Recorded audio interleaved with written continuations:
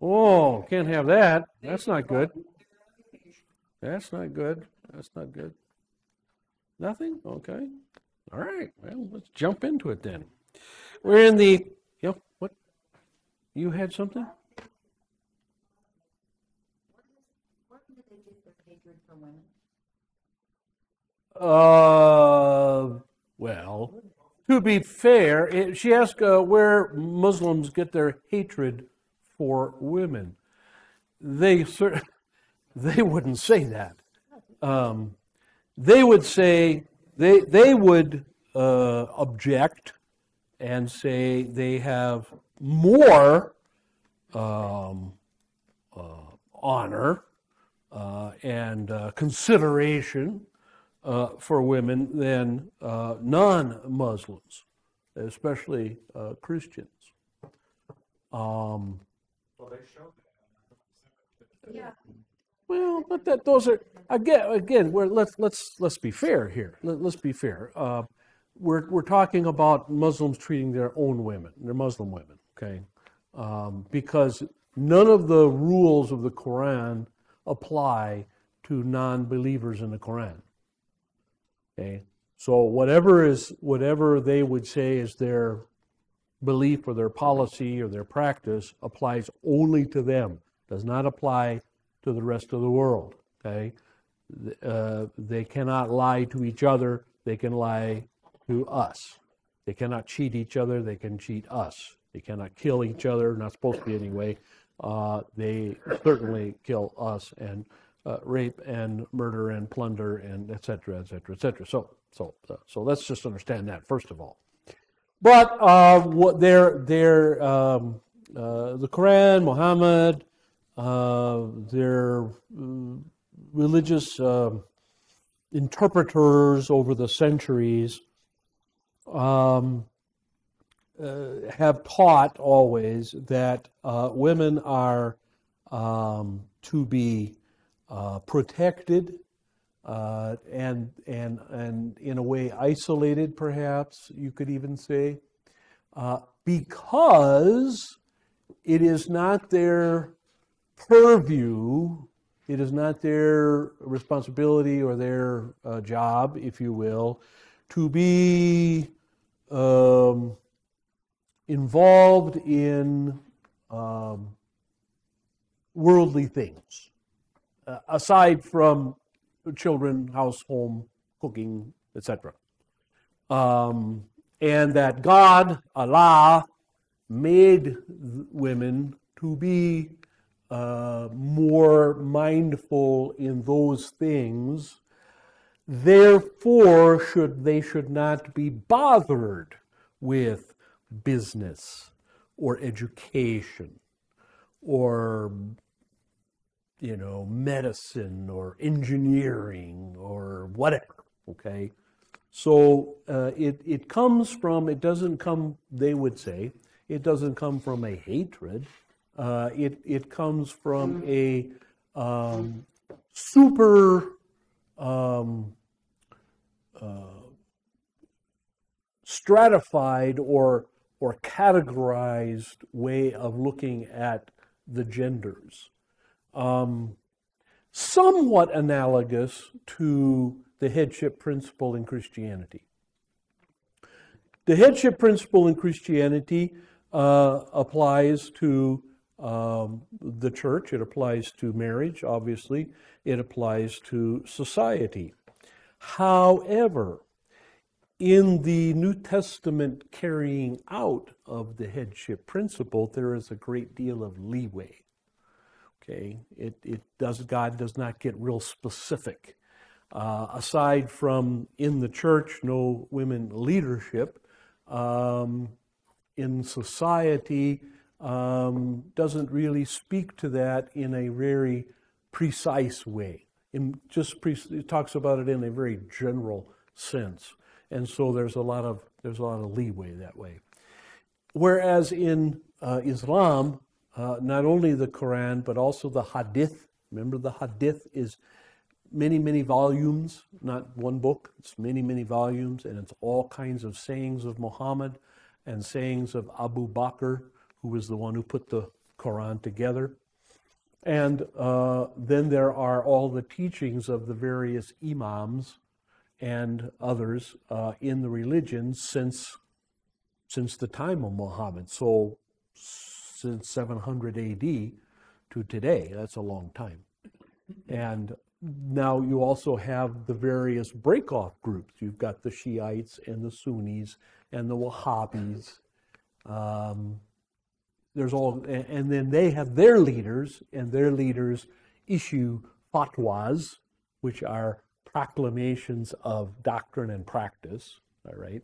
So you have to understand that therefore over the centuries, the Islamic religion has acquired a great deal, a lot of specificity on how women are to be treated and what their role is and how they are to behave and so on and so forth. And so, for example, among the Wahhabis, you've got the full burqa thing, whereas among a lot of Sunnis, you just have a headscarf. Okay. Among the Taliban, again, you've got the whole covering everything with the little, not even, you can't even see eyes. It's just it's a screen, like a screen you look through, so you can't see eyes, and all that. So they would say, look, we're protecting women. We're protecting women from the lustful eyes of men by putting them in these sacks, okay? That way the men can't lust after them. That way the men aren't tempted to attack them, rape them, assault them, accost them, whatever, okay? And so we're actually doing them a big favor, okay? That's just one example. They would say the same thing about driving cars. They would say the same about going to school, beyond, say, 5th, 6th grade.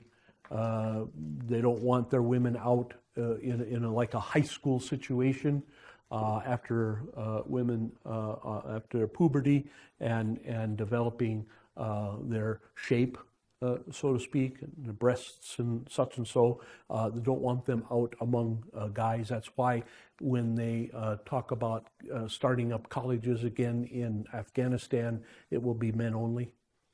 All of this is done for the good, they would say. That's their argument.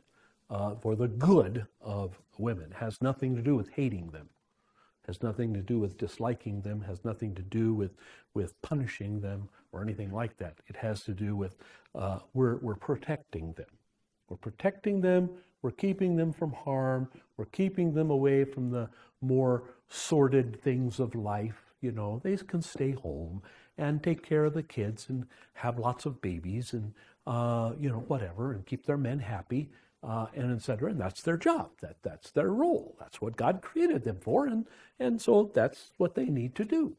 And that's the answer. Okay, so protection and stick to their God-given talents and abilities. Yes, sir. And the most important thing is the man is responsible for what the woman does.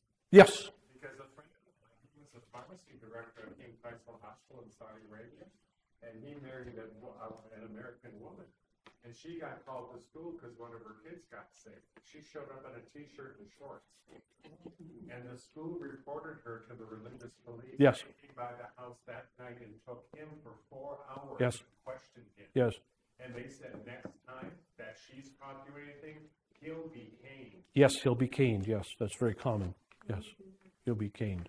Yeah, yeah, that's very true. And for the same reason, women in strictly Muslim countries like Iran, Afghanistan nowadays, and Saudi Arabia are not allowed, or they're not even involved in most business and financial decisions as far as the family is concerned. Recently, it has been allowed that widows especially can own property, but most of the time in the past, any time a man would pass away, his wife or wives the property would pass to a male relative in the family, and he would be then looking after them. They would not own the property. They would not. And for a woman, for a Muslim woman, for example, to even have access to a bank account of her own, that's, and again, that they would say, oh, well, we don't want her pretty little head worrying about those things. Oh, my goodness, how is she going to focus on keeping her husband happily content in his home if she's worried about the checking account? See, that's the thinking, right? That's the thinking. And again, these things have been very specified over the centuries, whereas in Christianity, although we have commentaries, certainly, but our commentaries, the Christian commentaries on books of the Bible or Christian commentaries on various topics do not rise to the level of fatwas, of proclamations from religious leaders in Islam, by no means. This is something Christians don't understand. While the Quran is considered to be above everything, the Hadith and all these other practical pronouncements and proclamations are right behind. I mean, they're almost identical, if not, and they're seen as Allah's own commentary on the Quran, and so we don't have anything like that. I mean, we have like Lutherans, we have a Lutheran confessions, but again, even if you look in the Lutheran confessions, there's not a lot of specificity about particular actions. Usually, it's more, the specificity is more in dealing with doctrine in a very detailed way. The doctrine of election, the doctrine of the Lord's Supper, the doctrine of the law, the doctrine of predestination, whatever. And the Lutheran confessions detail those things. They expand it and help us understand what those things are. But we see that as secondary to the Bible. Whereas I wouldn't even say that the Hadith is secondary to Quran. I would say it's more like a side-by-side kind of thing. It's kind of like in the Roman Church, okay? In the Roman Church, in the Catholic Church, the Bible, they say, is superior, but they also say that's only true as far as it's interpreted by the church. So all of the popes and all of their pronouncements over the last 2,000 years and all of the councils, the church councils that have gathered and their findings over the last 2,000 years are used to interpret Scripture, okay, so that they are almost, pretty much on the same level, really. For all intents and purposes, they're on the same level, okay? So if there's any question about a doctrine, who wins? Scripture will say something, like, for example, there's once for man to die and then the judgment. No purgatory, right? Well, the church has interpreted that, all right? That they have interpreted that so that they can have a purgatory, all right? And so in the final analysis, the interpretation of the church, what they call the ministerium of the church, actually supersedes, in many cases, the clear words of Scripture, okay? And that's how they can have 7 sacraments, that's how they can have purgatory, that's how they can have Mary as a mediatrix, that's how they can have, saints and angels and all kinds of other things, and say, oh yes, but we believe in the Bible. Yeah, they believe in the Bible as it is interpreted by the church, okay? And that's an ongoing process. So, of course, they can, like they had in the Middle Ages, for example, limbo patri and limbo infantum, that is limbo of the Old Testament fathers and limbo of unbaptized babies, and now both of those are gone. Because in the ministerium of the church, in the thinking of the popes and councils since that time, They have simply decided that those things are no longer accurate, no longer true. And so you have no limbo anymore. Now you have heaven, hell, and purgatory. That's it. Limbos are gone. Limbos are done away with. And you see that in Vatican II, for example, when they cleaned the Catholic calendar. In the old days, in Luther's day, there wasn't very many days, 365 days a year. There wasn't very many of them that wasn't a saint day.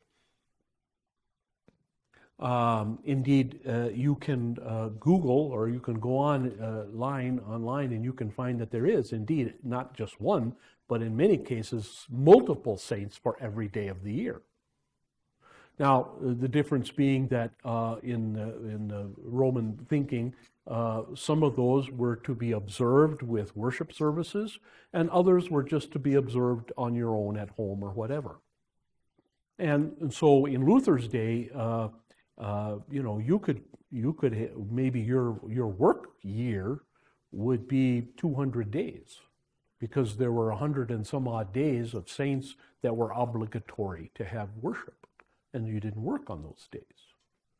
Did you ever wonder why it took 1,000 years to build cathedrals in Europe? Well, now you know, because they had so many days off. They had to take the. They couldn't go to work. They couldn't work on certain days of certain the high saints, high church days they would call them. Okay, but then in Vatican II it came around and they cleaned the calendar.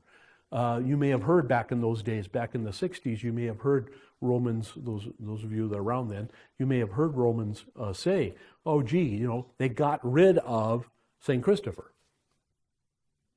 The church decided there wasn't enough historical evidence for St. Christopher, and so they demoted him. Okay, they got rid of him. He's not relegated, he's not referred to anymore. That is, in the official church listings, he's no longer listed. All right? Now, you still see Romans wearing St. Christopher medals. And it's a good example of, the hierarchy, the bureaucrats can decide all kinds of things, but the rank and file do as they please. That's a good example of that. Or for example, all during the Middle Ages, you had meatless days. Not just beefless days, but meatless days. All right? You couldn't eat, not only could you not eat meat, you couldn't eat chicken, you couldn't eat fish. You couldn't eat fish, okay? And then the time came where fish was allowed. Well, that's why many Catholics or Protestants refer to Catholics as mackerel snappers, because they eat fish on Fridays. Okay, you remember growing up that way. Catholics would eat fish on Fridays. Where did that come from? Well, it wasn't there, and then it was there. Well, then Vatican II came along and other things changed and they got rid of that. And so you didn't have to have fish on Fridays anymore. Or if you went to church in 61 or 62, and it wouldn't matter where you went to church, in the Roman church, no matter what part of the world, the service was in Latin. 100%. Every word of it was in Latin. And if you wanted to participate, you had to memorize the responses in Latin. Okay, now, if you learned what the Latin meant, that would be fine, but it really didn't matter. All you needed to do is pronounce the words, the sounds. All right? And then, like I say, Vatican II, 63, so 64, 65, it started to come out, and every country got to have their Mass in their own language, which was very disturbing to a lot of people. My mother-in-law and her family, Polish family, were raised in, she was born in Philadelphia and raised in Philadelphia, and some of the family members worked in various parts of town. And if you know those old eastern cities, the eastern cities in New York, Chicago, Baltimore, Boston, those, you know that they had ghettos. Not ghettos the way we think of ghettos today, poor areas, gangs and whatever, but ghettos in the sense of all the people of that nationality kind of collected together. So you had the Italians kind of live together, the Chinese lived together, the Japanese lived together, the Polish lived together, the Russians lived together, the Irish lived together, okay? Well, sometimes you might have to work on the other side of town. And again, there was no weekends. You worked 7 days a week. And church services were held early. They were held at 6 o'clock in the morning, 7 o'clock in the morning, in order for you to be able to go to church and then go to work. And so she would tell me that some of her relatives had to work at a certain part of town. It was a steel factory or whatever, some kind of factory, and it was let's say it was in the Serbian part of town, or let's say it was in the more likely Italian part of town. Okay, so they would travel to the Italian part of town. Well, they didn't have to go to church in their part of town first and then travel. They could travel to the Italian part of town, go to St. Francis Church and participate in church in the Latin Mass because it was Latin. And if they had to work in the Serbian part of town, it was still Latin. And if they had to work in the Russian part of town, it was still Latin. And so no matter where they went to worship on Sunday, they didn't have a problem because everything was in Latin. Okay?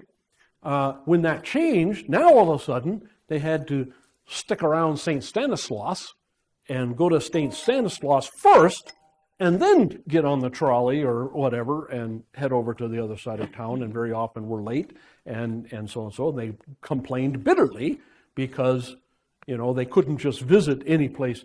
And when they traveled, like when they came out to Arizona to visit her family or his family, my father-in-law's family, who were Irish. They were 100% Irish, and she was 100% Polish. So when they traveled, same thing. If they stopped in Cincinnati, they could go to church, and it was a Latin Mass. And so they could participate. They didn't have to go looking for where the Polish church was in Cincinnati, and same in St. Louis, and so on and so forth. As they traveled across on Route 66, they could stop in Albuquerque and go to the church, and it was a Spanish church, but Latin Mass. Much the same happened with Lutherans after the Second World War. After the Second World War, all the Lutheran churches in the Synodical Conference had one hymnal, the old 1941 hymnal. We remember page 5, page 15, that kind of thing. And it didn't matter which synod you belonged to. Whether it was Missouri, Wisconsin, whether it was the Norwegian synod, it didn't matter. Everybody had the same hymnal. And so as you traveled, again, going on old Route 66 or old Highway 80 or whatever, before interstates, and, you could stay overnight in a little motel someplace and then find a Lutheran church in town. It didn't matter which one. It didn't matter. Whatever one you walked in, that was it. 1941 hymnal, the Lutheran hymnal, that was it. And you could participate in worship just fine. And you didn't have to learn new music, and you didn't have to learn new words or anything like that. And then, of course, in the 60s and late 60s, early 70s, that started to change, and so now each branch has their own hymnal. My point is this, that in the Roman Church and in Muslim belief, all kinds of things can change, and all kinds of things can be different from place to place, depending upon the interpretation, because their Bible, their Quran, as with the Catholic Bible, is not supreme. It doesn't overrule everything else. Okay, there's the commentaries of Muhammad and his followers and his other teachers who was equal with the Quran, and in the Roman Church there's the Bible, and then there's the councils and popes. And when you have a religion like that, Mormonism is another good example. In Mormonism, you couldn't be African American and be a Mormon for a long time, up until the 50s, early 60s actually. And then all of a sudden, the president of the Quorum of 12, which is the organized group that runs the Mormon Church, he can go in his little study in the headquarters and close the door, and he can have a revelation. He can come out and he can say, now it's okay for African Americans to be Mormons, to be priests in the Mormon church. That's handy. I mean to tell you, that's really handy, and they can change the rules on tithing. They can change the rules on what they can eat and what they can't eat. They can change the rules on worship. They can change the rules on who's qualified to do what. They can change the rules on mission work. They can change the rules on all kinds of things. Real handy. That's really great, I mean, I wish I could go in my office, and have a revelation and come back out and say, I need to be paid $100,000 a year, whatever. That comes in real handy in a religion, to be able to say, oh, I got a revelation from God and He told me this, and you got to believe it or else, because I say so. That's really handy, and not only that, but understand what that does. See, you. Okay, in our church, right? You don't like something I say. You don't like something I teach. You don't like something you hear from the pulpit, and it occurs to you it's maybe contradictory to something in here. Well, all you have to do is you find the passage in here, and you quote it to me, and you tell me to shut my mouth. And I got to do it. Okay? Because this is superior over me. Okay? It's not that way in these other religions. That's not the way it goes. There is no final word. Okay? To us, this is a final word. All right?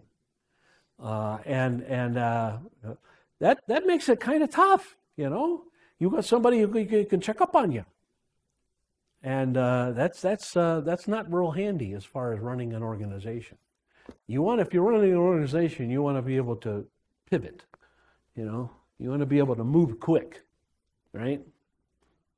And, all of a sudden people don't want to have fish on Fridays. Well, good. Okay, we're not do that anymore. Make everybody happy. Okay? Going to confession, you used to have to go to confession 4 times a year. Now you have to go to confession only once a year. And it doesn't even have to be a confessional confession. It can just be a chat.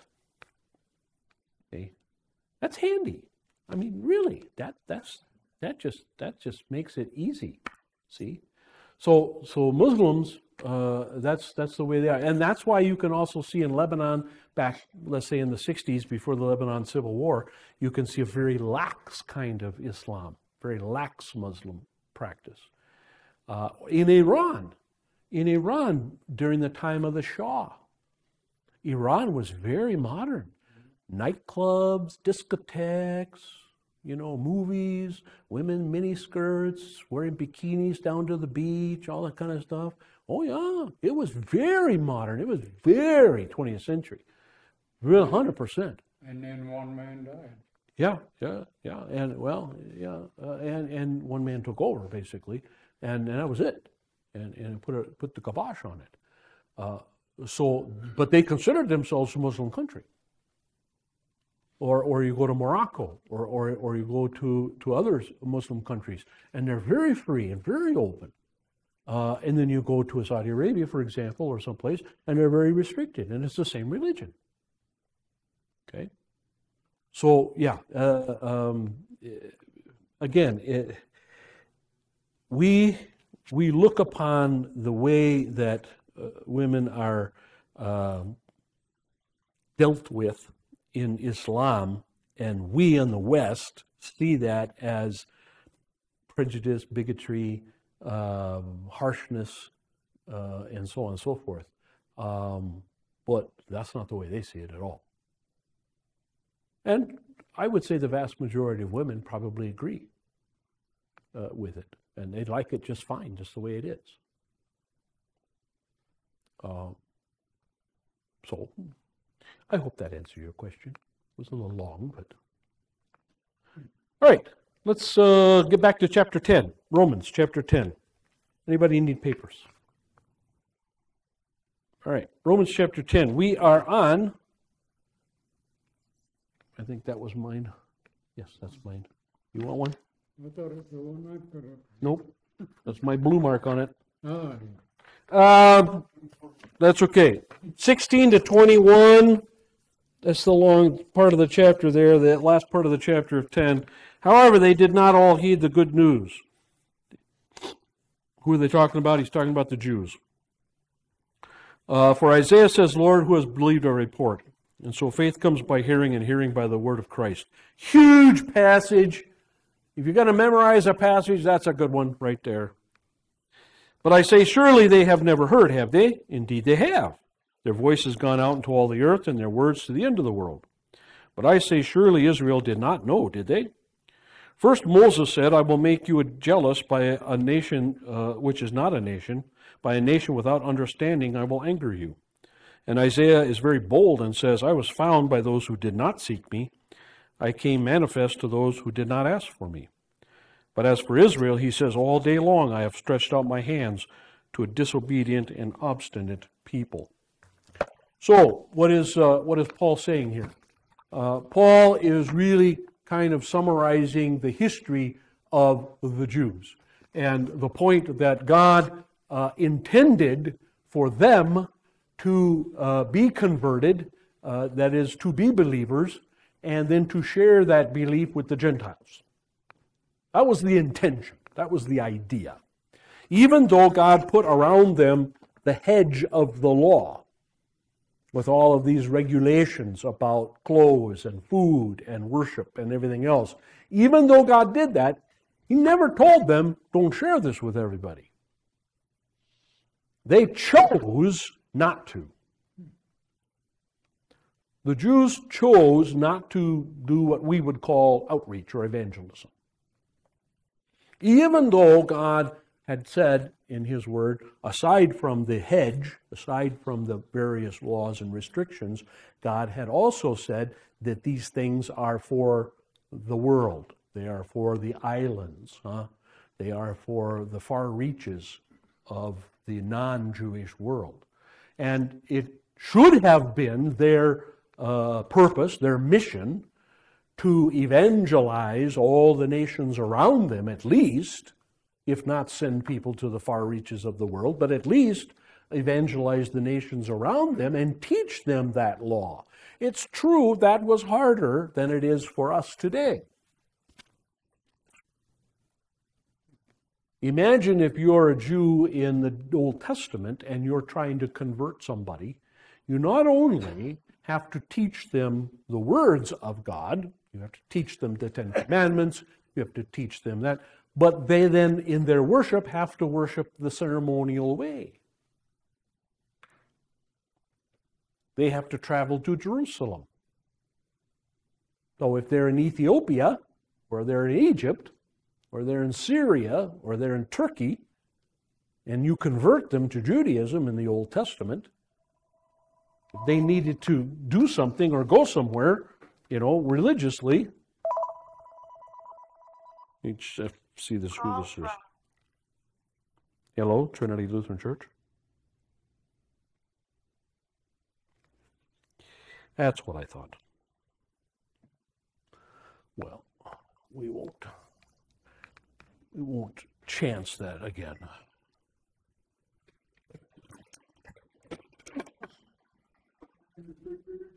Yeah, the refrigerator wears out the battery too bad.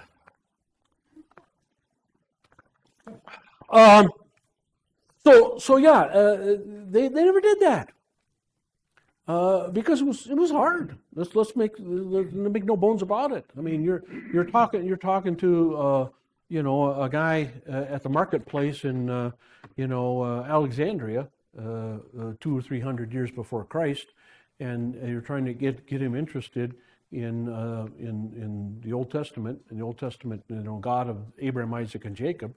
And he showed some interest in, I want to learn more. I'd like to become one of you guys. Okay, well, let's get you circumcised first. That's not going to go over real good. That's not going to impress people much. Okay, and by the way, that bacon, lettuce, and tomato sandwich you had for lunch, and no more of that. Oh, really? Bummer. No pork rolls, or pork chops and whatever, and no shrimp cocktails, and so on and so forth. By the time you get done with listing all of the don'ts and the rules, the guy says, never mind. Never mind, I'll stay pagan, thank you very much. So it would be hard. We think it's hard for us. Okay, we think it's hard for us. Okay, we're different than many other churches as far as our understanding. Let's say of baptism, for example. Other churches, they don't baptize babies. We baptize babies. All right, and they don't understand that. Okay, other churches have an idea of Lord's Supper, its representation. We believe it's the true body and blood of Christ. They don't like that. They don't get that. Okay. We have the idea of closed communion. That is, we commune with only people who believe the way we do. Okay. They don't like that. They don't like that. That's hard enough. Not to mention women voters and other things. I mean, those are hard enough. But now imagine if you also had to stick your nose into people's lives, as to what they ate, what they drank, what they wore, and very, very detailed, picky points of worship, okay, and so on and so forth, and sacrificing animals, You tell this guy he's got 5 sheep in his whole flock, and you tell him, well, next time you go to Jerusalem, take one of your sheep and sacrifice it. That's fine if a guy's got 1,000 sheep. But if he's only got 1 sheep, that's tough. That's pretty hard. That's not exactly tithing, is it? That's 20%,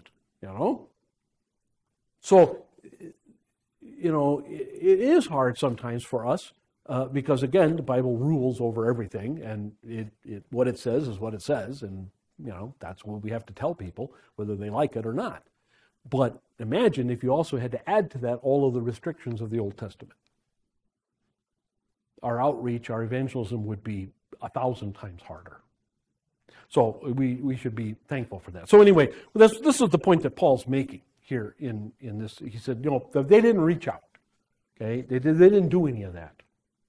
All right, and the other thing that happened is they didn't really even follow their own religion. They didn't even, which we know that's a fact. I mean, they worshiped idols most of their history. And so that's what's going on here. But Paul is saying that doesn't completely eliminate them from possibility of salvation. Let's look at the notes.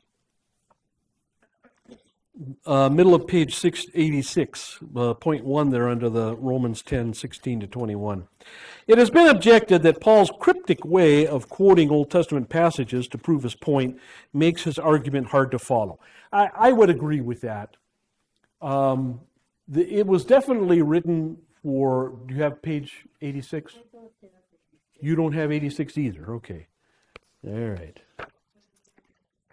Thank you.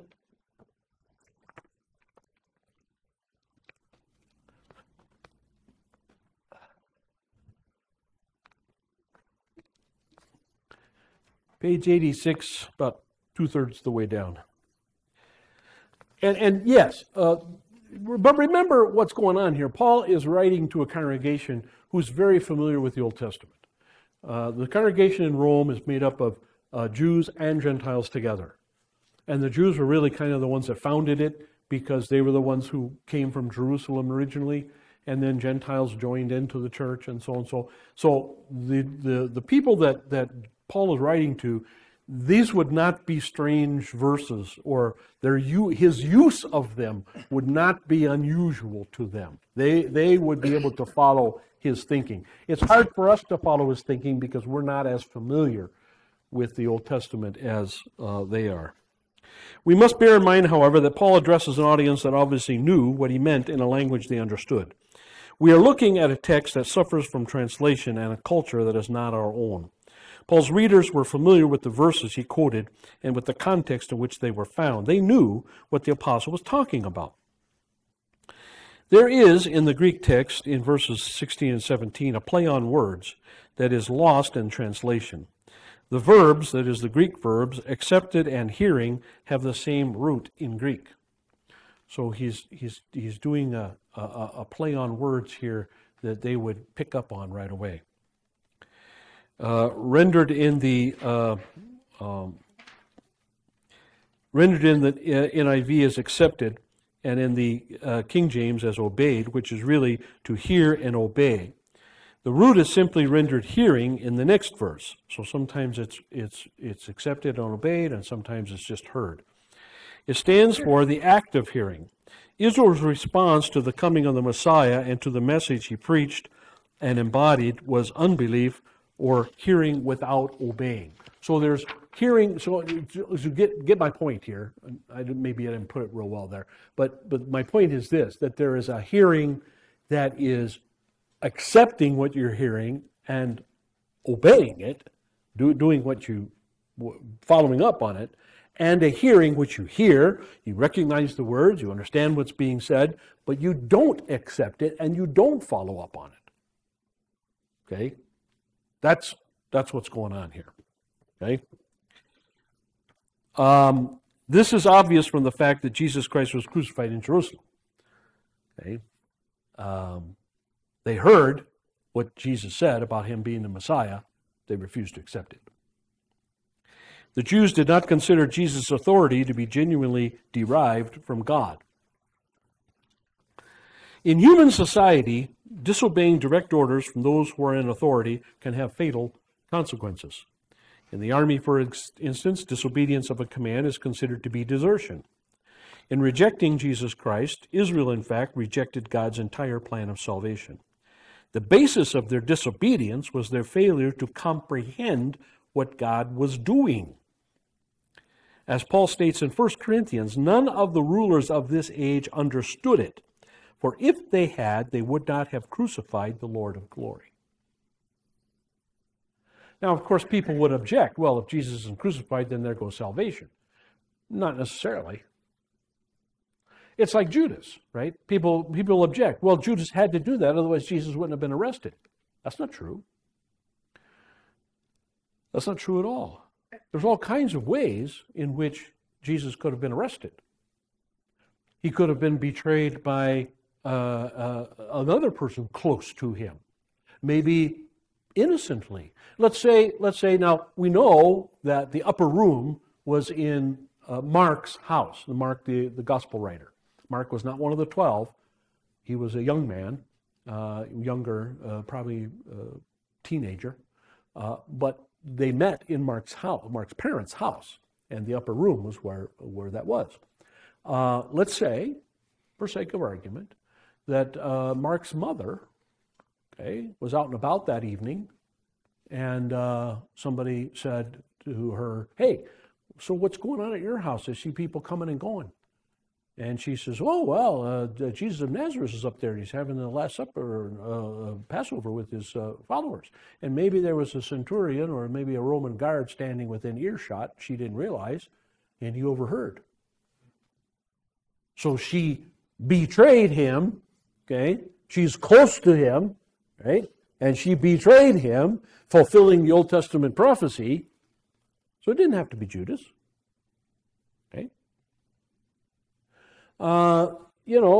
It's a lot of things. Or let's put it this way. So Judas does it, right? But then Judas is like Peter, and he comes crawling back to Jesus. He said, "I'm sorry." So he goes to the upper room where the disciples are gathered on a resurrection evening. And he says, "Can I come in?" "No, you're a bum." "Well, yeah, but I'm sorry. I'm a sorry bum." "Well, okay." And then when Jesus comes in the room, Judas says, "Hey, I blew it. It was a bad guy." Jesus could have said to him what he said to Peter. "It's all right. Not a problem. Come on back in. I'll send you out as a missionary and you get your head chopped off or whatever." So yeah, folks, we mustn't ever think that because something is prophesied in the Old Testament and because something looks to us like, well, it has to be that way, otherwise it doesn't happen. God has a bazillion ways of getting things done and making it all fit into prophecies and everything without our worrying about it. So the Jews did not have to reject Jesus. If the Jews accepted Jesus, the Romans, as a matter of fact, if the Jews accepted Jesus in mass, the Romans would have crucified him for sure. Because the last thing they wanted was a popular leader. So one way to fulfill the Old Testament prophecies would have been to the Jews to accept him as Messiah. Then the Romans would have had to crucify him just to put down what they would think of as a revolution. Okay? So it's important to always remember these things, because otherwise we get into thinking ideas. And I talk about this a little bit in the next chapter, in chapter 11. The whole business of anti-Semitism and the fact that anti-Semitism in Christianity is really out of place. It just really is out of place, and I understand why it's there, but it's because people don't think. They don't really go think their way through it. And point 3, Isaiah and his prophecies about Christ's suffering referred to Israel's preconceived idea about what the Messiah was supposed to be like and what he ought to do. Paul quotes the opening words of the chapter that foretells Jesus' rejection. Who has believed our message? To whom has the arm of the Lord been revealed? Very few has believed the message, but the arm of the Lord, okay, the right hand of God, okay, that is the metaphor for Jesus, for the Messiah, was revealed to them. So the Messiah was revealed to the Jews, but they didn't believe. That's what Isaiah says right there, chapter 52. And Isaiah, again, folks, is written 700 years before Christ. Pretty amazing. Few in Israel seem to understand the purpose of Jesus' suffering and death, although the whole Old Testament testifies to it. I mean, think about, I've mentioned this numerous times before in class, but think about the gallons and gallons and gallons and gallons and gallons and gallons and gallons, dozens of gallons, hundreds of gallons of blood that were spilled every day. I told you once, I don't have it on me here, but I looked it up one time, how much blood a bull, a good-sized bull, how many gallons of blood a bull has. And remember, they're drained out, they're bled out. That's part of the kosher way, is to drain them of all blood, okay? And so this is the kind of thing that was done every day, multiple times a day in the Temple of Jerusalem. The slaughter of animals, the throwing buckets of blood at the altar, all right, was an everyday, multiple times a day occurrence, 365 days a year. Okay? The smell alone would have been amazing. I think that's why they did so much incense. But yeah, the smell alone, the smell of death around that temple must have been astonishing. Travelers in those days said that you could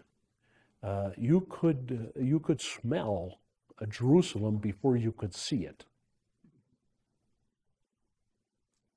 And when you went into town, it must have driven the Romans crazy. You know, of course, that the Roman garrison, the Roman castle, if you will, was right next to the temple. And the Roman garrison stayed there in that temple. And they rotated that garrison out, a cohort or two at a time. The legion was based in Caesarea on the coast, that's where the governor's residence was. And the governor would make trips to Jerusalem a couple times a year, usually festival times, just to keep an eye on things. And the cohorts would rotate. And I would imagine that you were always happy when your rotation came up, because the barracks in Caesarea was overlooking the ocean, Mediterranean Sea, nice sea breezes, and the barracks in Jerusalem was overlooking the temple and the smell of sacrifices. I can bet which duty was the easier duty by far. Okay, so yeah, how could you not? If the sacrifices are supposed to represent the Messiah, which they truly were, and this was explained by Moses and it was explained by other prophets, if the sacrifices represent the Messiah, then how come you don't get that the Messiah must suffer and die?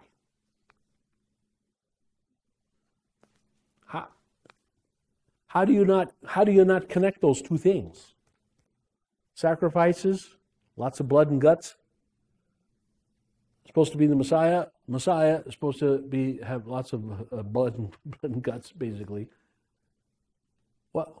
What's not to get? I mean, they're interlinked. It's mind-boggling. It really is.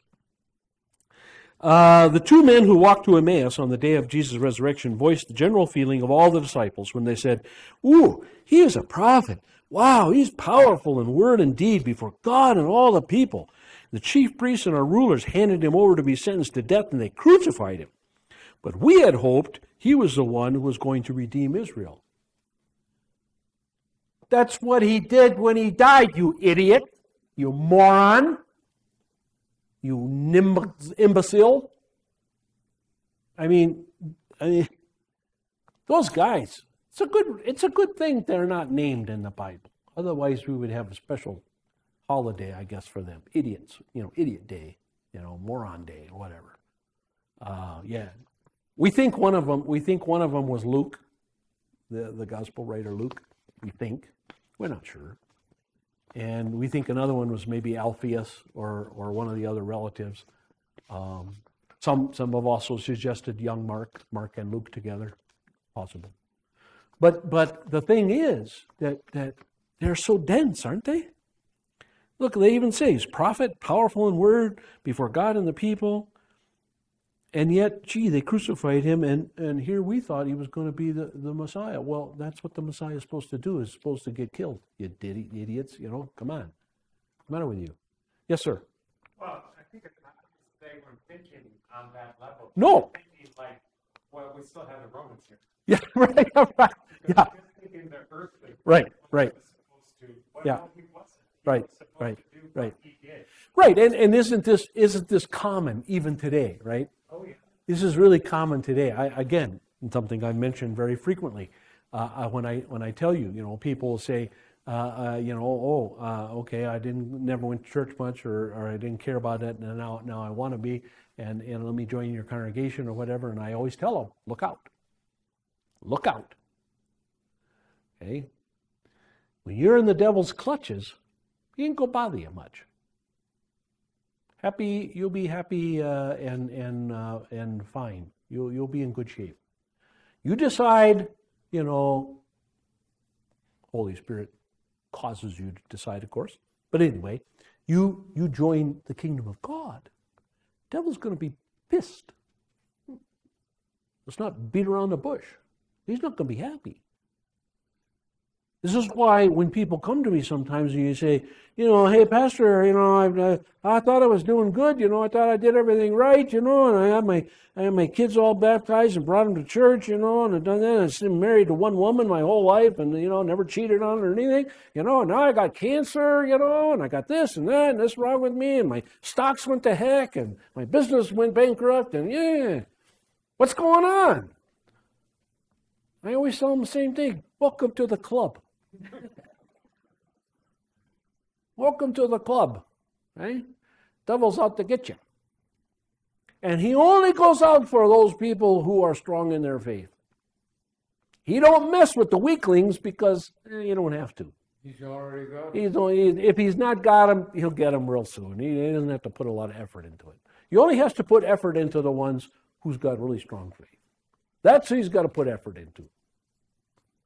And as long as I live, I'll never understand why, even though how many times you tell Christians that, and how many times you tell believers that we must through much tribulation enter the kingdom of God, it doesn't stick. I think one of the reasons is because of all the prosperity preachers, on TV and radio and internet and online, who say, Oh yeah, you can give yourself to Jesus and man, you're going to be rich and you're going to be prosperous and you're going to be happy and you're going to be this and you're going to be that and everything's going to go right for you. And there's so many of those preachers out there, and they have so large followings of people. They're so successful in a worldly sense that even our own people, even people who don't follow those guys, they're affected by that. And they can't help but think the same way sometimes. You were going to say something else, Bruce? No, when I was going to the Messianic groups, the Christians wanted to be Jews. Mm-hmm. And he was so troubled, he got a divorce, and he can't see the kids and everything. And all he kept, because we have open, like when you get there, you go around prayers and stuff like that. And it was always all these things that these people have in their lives going on, and that everybody needs to pray for them. And I'm thinking, it's part of being believing in Christ. Yeah. You are going to get sick. Yeah. You are going to have financial problems. Right. It says in the Bible, like Yep. you said. Yeah. It ain't an easy road. Yeah, exactly. It's straight and narrow, and lots of rocks on it. And it's hard. Sorry. Yep. Dale? When you see that on TV, and you see some of those people way back there, there's no way they can hear. Yeah.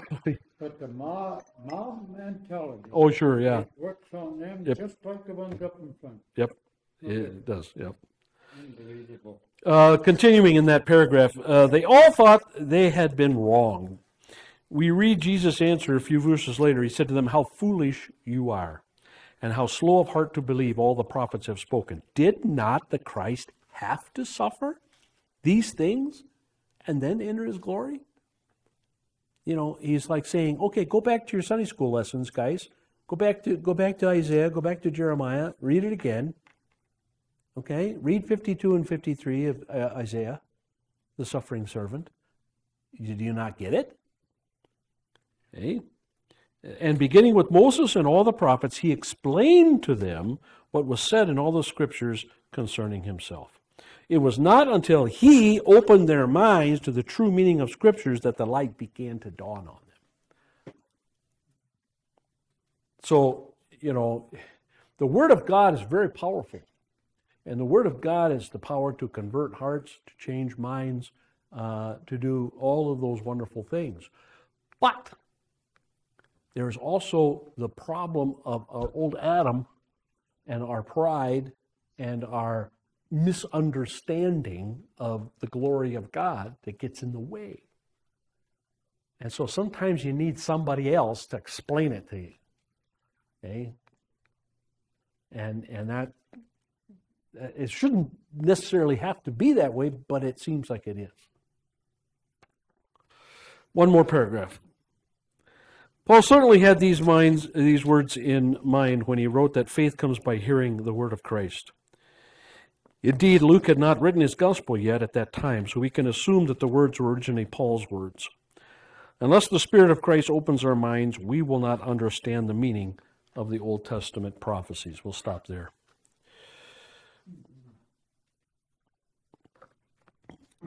And that's why it's important, I think, to continue to teach the Old Testament like we're doing right now in Exodus.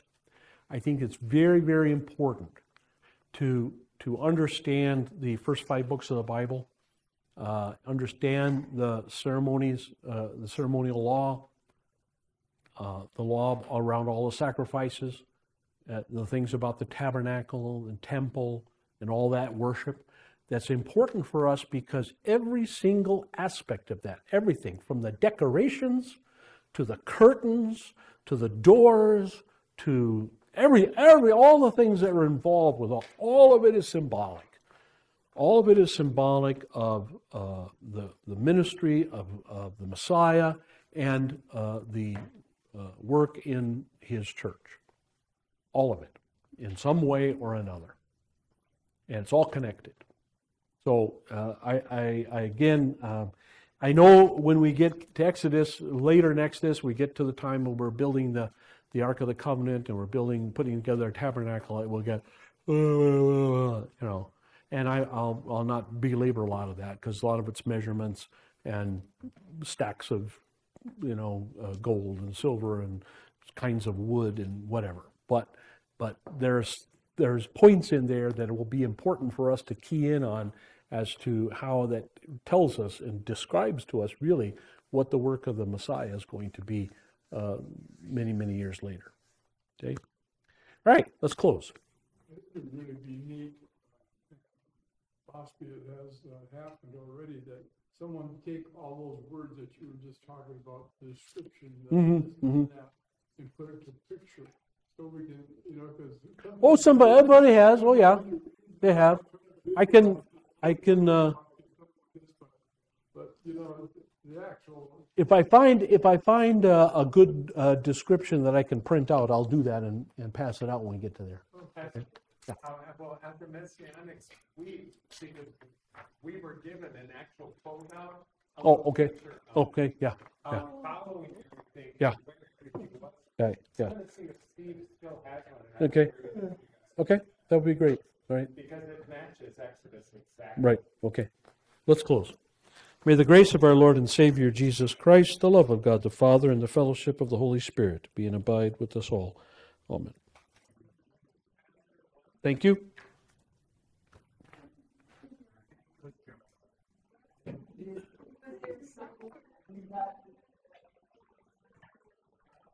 You got